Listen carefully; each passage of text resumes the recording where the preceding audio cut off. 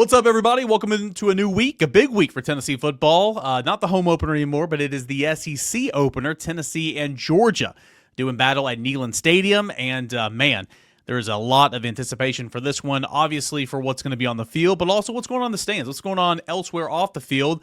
A big-time recruiting weekend coming up for Tennessee. We're going to talk that and more.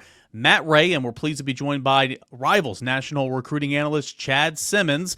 And Matt Ray, man, this is a big week, and there's a lot to be kind of going over about who's on campus and who's off campus. Yeah, absolutely. It's a big week when we're, getting Chad on here, man, the guy that I consider to be the GOAT of high school football recruiting, some of the best sources in the business and definitely one of the hardest workers. Chad, appreciate you, man. Before we dive into this big weekend, just kind of want to run through what Tennessee's done the past couple of weeks here on the recruiting trail with the relationships that they've been able to cultivate, keep, and then utilize to flip guys like Tristan Keys, Kamari Blair, and Hezekiah Harris. Just kind of get your thoughts on some of the details behind those recruitments, starting with Tristan Keys. Yeah, I think, if I had to say, one word just to kind of describe all of these flips is just consistency. I mean, I don't think Tennessee ever changed their approach, whether a kid committed, a month ago, like Kamari Blair, or 6 months ago or a year ago. I think they just stayed consistent and kind of just kept, building that trust, building that relationship, making these guys feel like a top priority and kind of showcasing what they want to do with them if they choose the Tennessee program. And obviously Keys, what was a huge flip when he committed to LSU back in March, a pretty big surprise to most of us that, he went on campus and committed before leaving Baton Rouge. And we knew, schools weren't going to, back off a player like Tristan Keys, but an elite wide receiver from Mississippi. He had Tennessee high on his list from the beginning. We thought Tennessee was trending, even going back to last fall.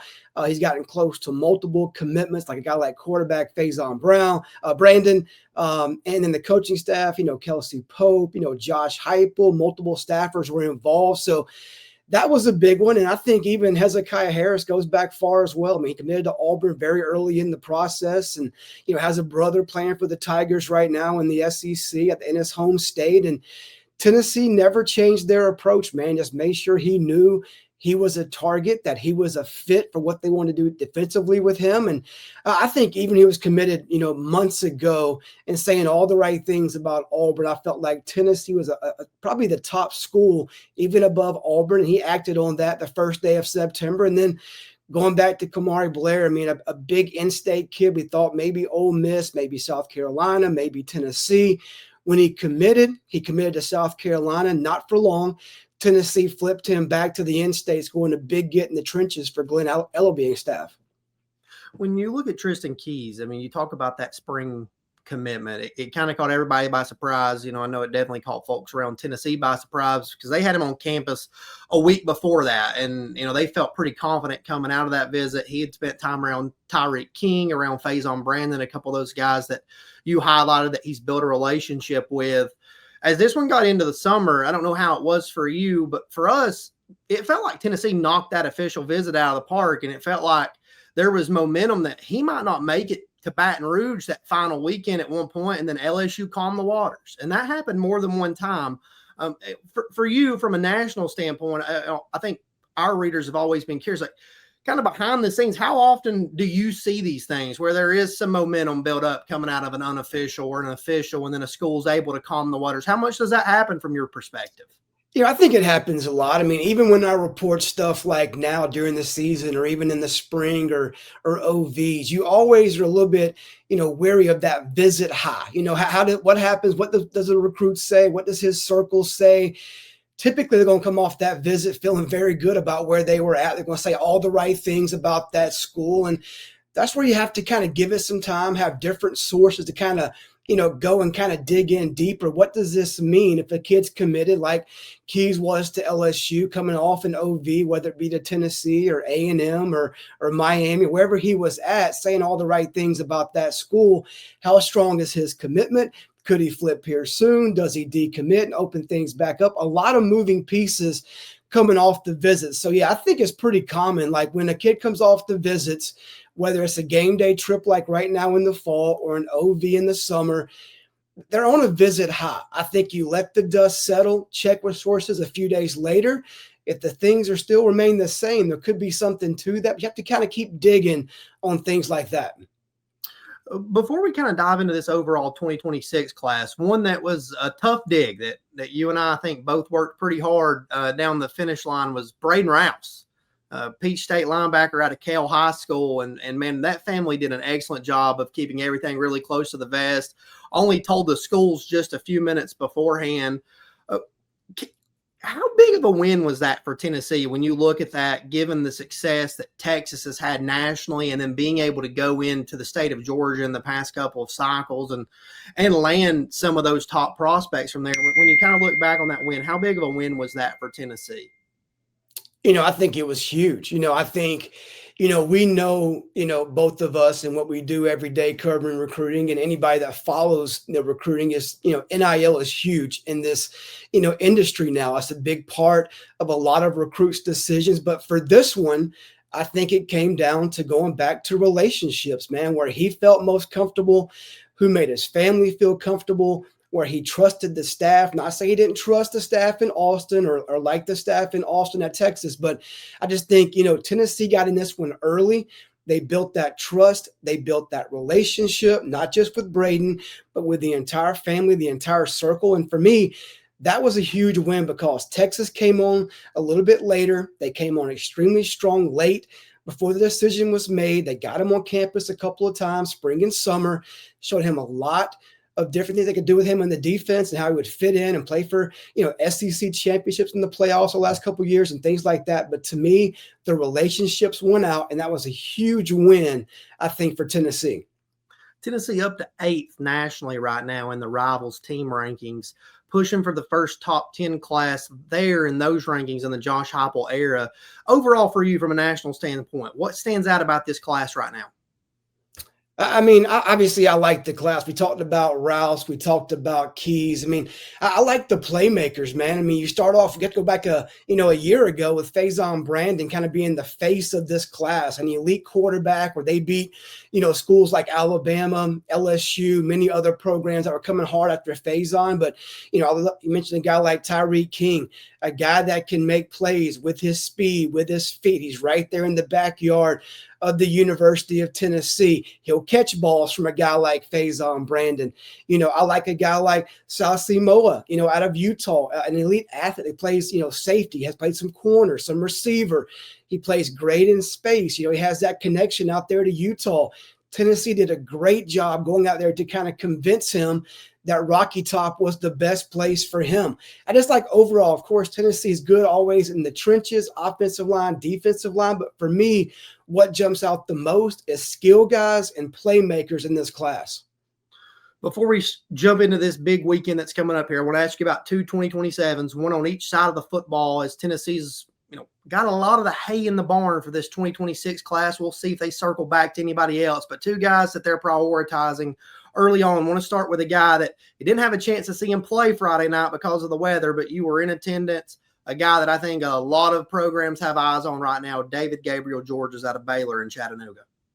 Man, it doesn't take much to kind of just put one eye on him and see that he is a grown man. I mean, he looks like a guy that should be probably a junior physically in college right now, if not playing on Sundays, man. Just his body, how he's put together, how strong he is. I love how he carries himself, man. I mean, you would never know he has the offers that he has, that he's an elite running back. I mean, very humble.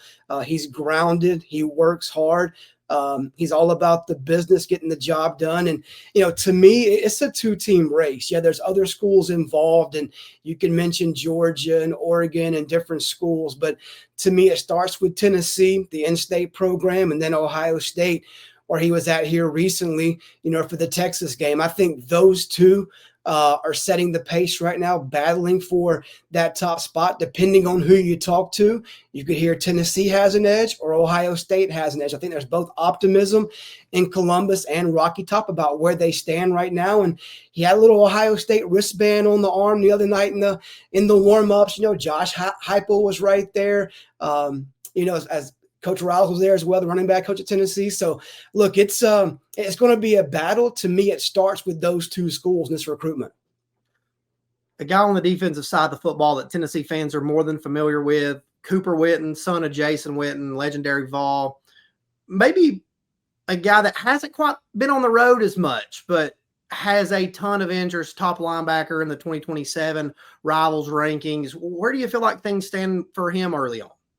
Yeah, a little bit more guarded. It seems like, typically we see guys like him that come from an NFL pedigree or an NFL family that don't do a ton of media, don't say a ton of stuff about favorites and top schools. But of course, we expect this one to start, at Tennessee. Obviously, he's playing in Texas for his father, the head coach there. And he knows Tennessee, better than any other program, on his radar, whether it's talking about, Clemson or Texas A&M or Oklahoma or Notre Dame. I mean, he can pretty much go wherever he wants to go in the country. But I think his recruitment will start, in the 865 in Knoxville, where his dad was a superstar and got drafted into the NFL. So, look, I think Tennessee will be the team to beat. It's early. He's going to take his trips and take his visits, but the connections he has there are real. I know a lot of people, as his dad does, in the offices there in Knoxville. So, I think A&M is a school, Oklahoma, he'll take some trips. Clemson caught his eye early as well. But still, I think it's fairly early when talking favorites for him. But I think you have to put Tennessee in that top group. Chad, just a few quick hitters here before we get out the door. Big weekend coming up. David Gabriel Georges will probably be the headliner this weekend in Knoxville, but it's going to be a star-studded list when you look at it of 2026's commits coming to town, 2027 guys that Tennessee has as top prospects. Want to start with Keyshawn Bowman, the Oregon commitment, Tennessee, Ohio State, others not going to go away. Is that the feel that you get? He's going to continue to take some visits throughout the process?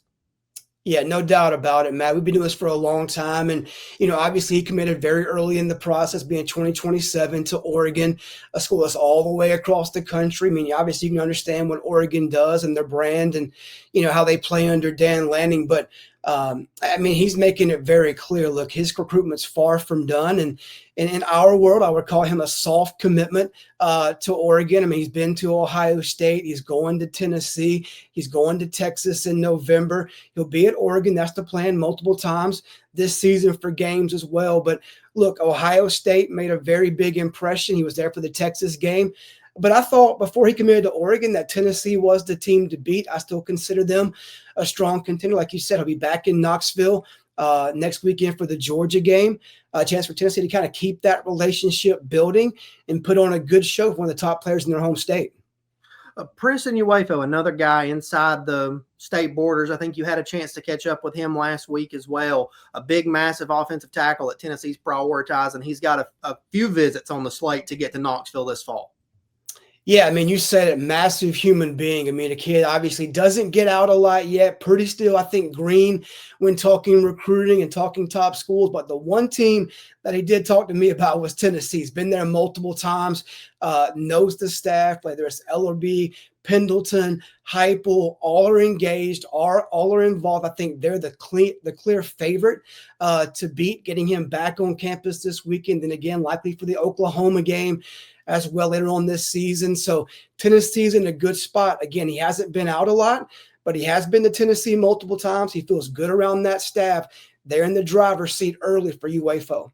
An in-state guy that needs to get to campus and experience a game day like this was here in the spring, got a lot of FaceTime with the staff, but has a lot of schools pulling him in a lot of different directions, be that play offense, be that play defense, or play both sides of the footballs. Lawrence Brett out of Memphis. I think a pretty dynamic athlete that Tennessee is going to continue to prioritize. Yeah, like you said, he is all over the place. He's been a guy that travels a lot. He was at Missouri this past weekend, at Florida State week 1 to see the Seminoles knock off Alabama and Tallahassee. Look, everywhere he goes, we talked about Visit High earlier. Everywhere he goes, he talks about how much he loves that program, the impression they made from Missouri this weekend to FSU, last weekend. I think Tennessee will likely do the same. Like you said, they've had him on campus before. Look, he's in Memphis, the other side of the state from Knoxville. I don't think there's really any clear favorites for him right now. I think Tennessee has a great opportunity to kind of take that next step with him in this Georgia game this coming weekend, a big game.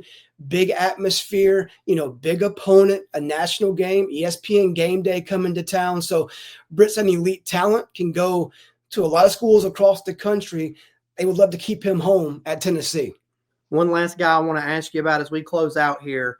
Every cycle since Josh Heupel has been at Tennessee, LaVorn Harbin, Rodney Garner have made it a priority to go back into their home state of Alabama and recruit the top guys there. Jordan Ross, Ricky Gibson, recently Hezekiah Harris in the 2026 class. They've had some success at going and grabbing one of those guys. Next up, Donovan Moore. It feels like Tennessee had him here for their cookout at the end of the summer. He's planning to be back in town this weekend. We talk about visit highs. He told me coming out of that visit, Tennessee was right at the top for him along with the in-state schools. He's got a really strong relationship. What's your feel for a guy who's the number 2 rated defensive lineman early on in the 2027 cycle? Yeah, if I had to say a team to beat right now today as we talk, Matt, I think it's Auburn. He was there this weekend for the Ball State game. He's been there 4, 5, 6 times. There was some chatter behind the scenes about potentially, him committing early. And if he did, we liked Auburn's chances, but he's decided, it seems like as of right now, to hold off, take more visits, build more relationships, take his recruitment at least more deeper into the fall, into the season, and kind of see how he feels. But Tennessee getting him back on campus is a great step for them to keep, again, building this relationship, showing him and his family what they have to offer as a program, as a coaching staff. But again, Auburn is setting the pace in this race with Tennessee, one of those out-of-state schools, kind of knocking on that door. Chad, great stuff, man. Today's Wednesday, only a couple more days away until Tennessee and Georgia and this massive recruiting weekend gets underway. And, of course, we'll have full coverage over Volquest.com, but you'll have a lot of coverage as well. What do you have coming up later this week, heading into the weekend, that we can follow all your work on X and, of course, on 3.com?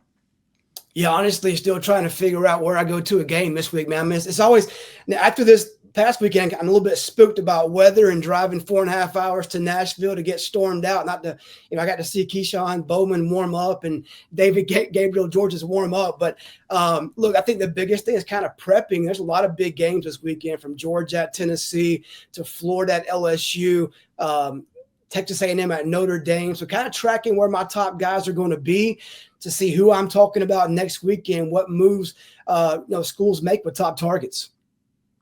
Chad, as always, man, thanks so much. Really appreciate your work. Everybody listening and watching, give him a follow on X at Chad Simmons _. And, of course, read all of his great work over at On3 as well. Matt, Chad, thank you so much. This has been your Trail Tidbits episode this week. Tennessee and Georgia, a massive recruiting weekend coming up.